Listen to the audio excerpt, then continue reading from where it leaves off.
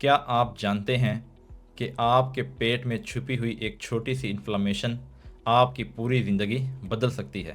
جی ہاں، وہی انفلامیشن جسے ہم گٹ انفلامیشن کہتے ہیں۔ یہ خاموشی سے آپ کی جسمانی توانائی، نیند، وزن، ڈائجیشن، امیون سسٹم، جلد اور یہاں تک کہ آپ کے دماغ تک کو بھی متاثر کر سکتی ہے۔ سب سے خوفناک بات یہ ہے کہ جرنل آف گیسٹرو انٹرولوجی میں شائع ایک رپورٹ کے مطابق دنیا کے ہر 10 میں سے 4 افراد کو گٹ انفلامیشن ہوتی ہے، لیکن انہیں اس کا اندازہ بھی نہیں ہوتا۔ اگر آپ کو اکثر پیٹ میں بوجھ، اپھارا، گیس، قبض، تیزابیت، کھانا ہضم نہ ہونا یا بھاری پن محسوس ہوتا ہے تو یہ علامات آپ کے جسم کا بتایا ہوا پیغام ہیں کہ گٹ انفلامیشن بڑھ رہی ہے۔ لیکن خوشخبری یہ ہے کہ یہ مسئلہ 100% قابل علاج ہے، بس صحیح راستہ جاننے کی ضرورت ہے۔ آج میں آپ کے سامنے وہ تمام سائنسی، ثابت شدہ، ہاسپٹل بیسڈ کلینیکل ٹرائلز کی بنیاد پر تیار کردہ طریقے رکھوں گا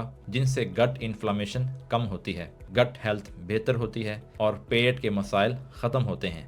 لیکن ویڈیو شروع کرنے سے پہلے اگر آپ نے ابھی تک ہمارا چینل سبسکرائب نہیں کیا تو فوراً سبسکرائب کریں تاکہ آپ ہماری نئی ویڈیوز اور صحت کے مشوروں سے کبھی محروم نہ رہ سکیں۔ تو چلیے شروع کرتے ہیں۔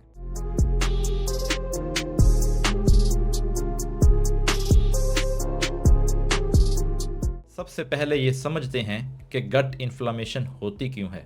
گٹ انفلامیشن کا مطلب ہے کہ آپ کی آنتوں یا سٹمک کی اندرونی تہہ سوجن اور جلن کا شکار ہو چکی ہے۔ یہ سوجن آپ کے کھانے، سٹریس، کمزور مائکروبائیوم، غلاظت کے جمع ہونے یا غلط طرز زندگی سے پیدا ہوتی ہے۔ Harvard school of public health کے مطابق گٹ کی انفلامیشن جسم کے 70% امیون سسٹم کو متاثر کرتی ہے۔ اسی لیے گٹ خراب ہو تو پورا جسم خراب ہوتا ہے۔ گٹ انفلامیشن کی علامات میں شامل ہیں اپھارا، قبض، گیس، پیٹ میں درد، کھانا دیر سے ہضم ہونا، تھکاوٹ کا رہنا، جلد پر دانے اور بھوک کا کم لگنا۔ یہ سب بنیادی گٹ انفلامیشن کی سمٹمز ہیں۔ اب آئیے بات کرتے ہیں گٹ انفلامیشن کم کرنے والی غذاؤں پر۔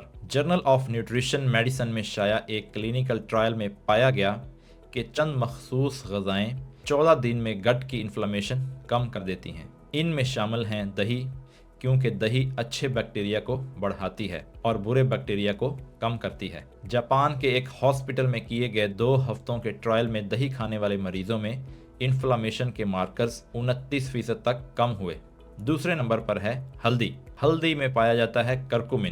کرکومن میں طاقتور انفلامیشن کم کرنے والے اجزاء موجود ہیں۔ یورپین جرنل آف گیسٹرو انٹرولوجی کے مطابق ہلدی آنتوں کی جلن کم کرتی ہے۔ تیسرے نمبر پر ہے ادرک۔ ادرک سٹمک کے اندرونی حصے کو سکون دیتی ہے اور بوجھ کو کم کرتی ہے۔ چوتھے نمبر پر ہے جئی یعنی کہ اوٹس۔ اس میں موجود سولوبل فائبر گٹ کی تہہ کو نرم کرتا ہے۔ اس کے بعد ہے سبز پتوں والی سبزیاں۔ یہ ٹاکسن کم کرتی ہیں اور آنتوں کے بیکٹیریا کو توازن میں رکھتی ہیں۔ اس کے بعد ہے یخنی یعنی بون بروتھ۔ اس میں موجود کولیجن کمزور گٹ لائننگ کی مرمت کرتا ہے۔ یہ تمام غذائیں بہترین گٹ انفلامیشن ڈائٹ کا حصہ ہیں۔ اب آئیے دیکھتے ہیں وہ غذائیں جو گٹ انفلامیشن بڑھاتی ہیں۔ اسٹینفورڈ یونیورسٹی مائکروبائیوم ریسرچ لیب نے ثابت کیا کہ مندرجہ ذیل چیزیں گٹ کو تباہ کرتی ہیں۔ ان میں شامل ہیں زیادہ چینی، سفید آٹا، تلی ہوئی اشیاء، بہت زیادہ دودھ، مصنوعی مسالے، بازاری پروسیسڈ کھانے اور کولڈ ڈرنکس۔ انویسٹرز کے ہمراہ کی گئی تحقیق کے مطابق یہ غذائیں 30 دن میں گٹ انفلامیشن 40% تک بڑھا دیتی ہیں۔ اب میں آپ کو بتاتا ہوں وہ ڈرنکس جو گٹ انفلامیشن کم کرتی ہیں۔ نیم گرم پانی پلس لیموں۔ اس مقصد کے لیے آدھا لیموں نیم گرم پانی میں شامل کریں اور صبح نہار منہ استعمال کریں کیونکہ یہ سٹمک کو ڈیٹاکس کرتا ہے۔ دوسرے نمبر پر ہے ادرک کی چائے۔ یہ انفلامیشن کم کرنے میں سائنسی طور پر ثابت شدہ ہے۔ تیسرے نمبر پر ہے پودینے کی چائے۔ کلیولینڈ کلینک نے اسے ہاضمے کے لیے بہترین قرار دیا ہے۔ اس کے بعد ہے ایلو ویرا جوس۔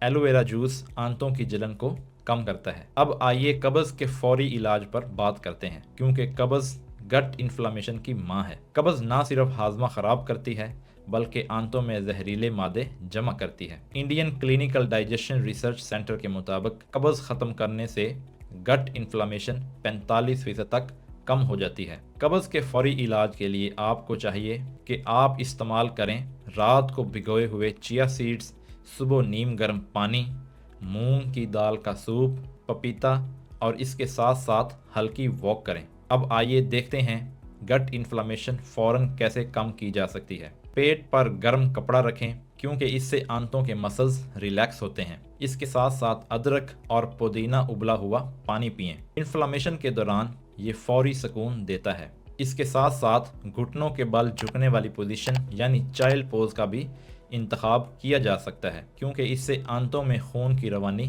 बेहतर होती है। अब आइए गट माइक्रोबायोम को समझते हैं। नेचर माइक्रोबायोलॉजी में शाया एक स्टडी के मुताबिक जब अच्छे बैक्टीरिया कम होते हैं तो इन्फ्लामेशन 60% तक बढ़ जाती है। इसकी इस्लाह के लिए आपको चाहिए कि आप इस्तेमाल करें दही, अचार, फाइबर वाली सब्जियां और मसनूई दवाएं कम कर दें। अब मैं आपको स्ट्रेस और गट इन्फ्लामेशन के ताल्लुक के बारे में बताता हूँ। अमेरिकन साइकोलॉजिकल एसोसिएशन के मुताबिक स्ट्रेस आंतों के मुदाफ़ियती खुलियात पर बुरा असर डालती है।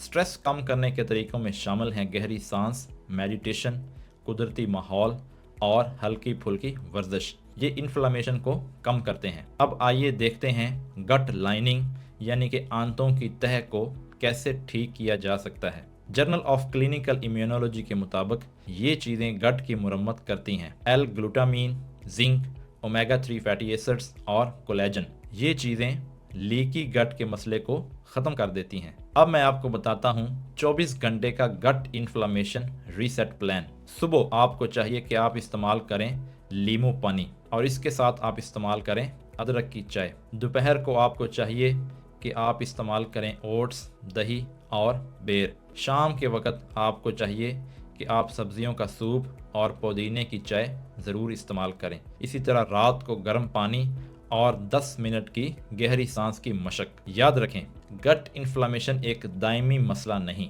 इसे मुकम्मल तौर पर ख़त्म किया जा सकता है। बस सही खाना, सही आदत और साइंसी बुनियाद पर तैयार की गई हिकमत अमली अपनाना ज़रूरी है। अगर वीडियो पसंद आई हो तो इसे लाइक करें, दोस्तों के साथ शेयर करें और चैनल को सब्सक्राइब करना मत भूलें। आपकी सपोर्ट ही हमारी असल ताकत है। आज से ही शुरुआत कीजिए।